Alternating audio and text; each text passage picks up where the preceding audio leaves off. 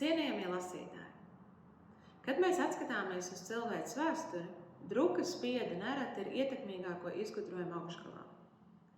Izgudrojums, kas ļāva grāmatām un informācijai nonākt pie plašākas sabiedrības, dažu desmitgažu laikā palīdzēja izplatīties jaunām idejām, nostiprināt zinātnes lomu un ar laiku padarīt mūsu pasauli demokrātiskāku. Digitālās bibliotēkas ir nākamais solis, lai šķēršļi starp zināšanām un zinātkāri būtu arvien mazāki. 3TD e-grāmatu bibliotēka pilda nozīmīgu uzdevumu, ļaujot zināšanām nonākt pie lasītājiem bez maksas, bez ceļošanas, bez ierobežotiem eksemplāriem.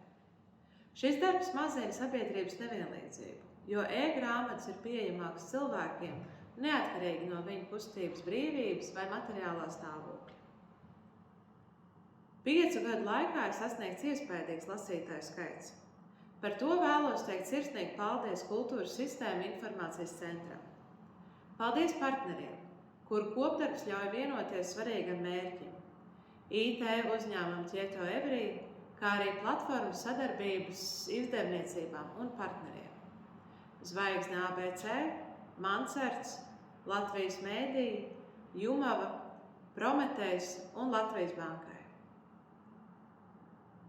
Digitālā kultūra nav aizstājies kultūras notikumiem fiziskajā telpā. Tas ir papildlīdzeklis gan sākotnējiem iespaidiem, gan padziļinātai izpētē. Digitālās kultūras attīstība mūsu ministrijai ir īpaši svarīga, jo tas ir viens no veidiem, kā nodrošināt kultūras pārmantojamību, iesaistot jaunas lasītāju un interesentu paaudzes.